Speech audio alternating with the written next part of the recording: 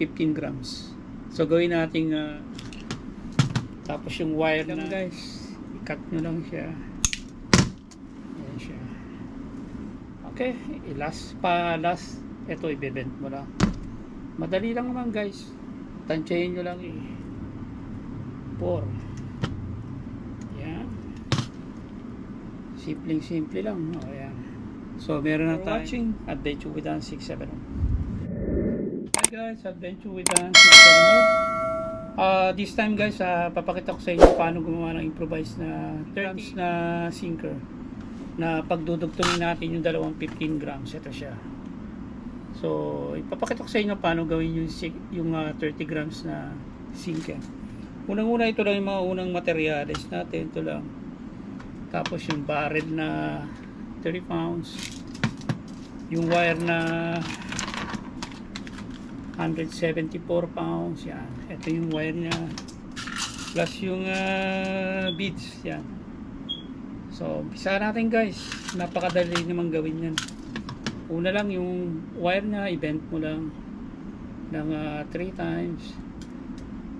Ganito lang ang size na tipong kakasya yung barrel nyo. Yan, ito. Pagka na-bend ko na ng 3 times yan, lagay nyo yung barrel. Ito, yan. So syempre lalak siya, i-bend nyo ng 3 beses. 1, 2, 3. Yan. So yung excess na yan, pakita ko sa inyo, puputulin nyo lang yun.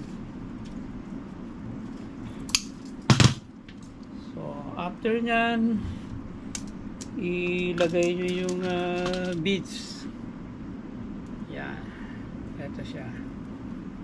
Sunod nyo yung dalawang 15 grams. Yan. Yan, yan na siya. So sunod, lagyan nyo uli ng beads. Magkabilaan dapat yan. Yan. Siyempre tansyahin nyo lang yung pagputol ng wire hanggang dito siya. So putulin natin. Putol nyo na. Same din ang ng method. I-bend nyo lang ng 3 times dito.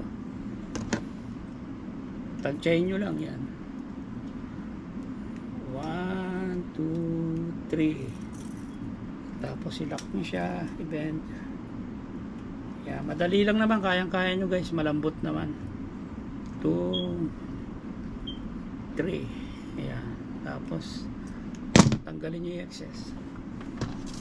Yan.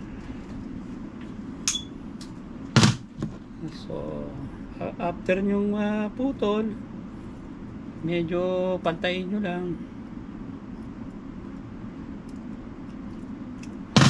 Ayan guys, tapos din, simple lang. Ayan ang finished product niya. So 15 plus 15 grams, so naging 30 grams siya. Good ito for casting. Ang purpose itong barrel para maiwasan na bumuhol yung linya, yung main line nya. Ayan guys, simple lang. So guys, at least kahit pa paano nagkaroon kayo ng idea. Improvise 30 grams sinker. Thank you for watching Adventure with Dan 670. Salamat po.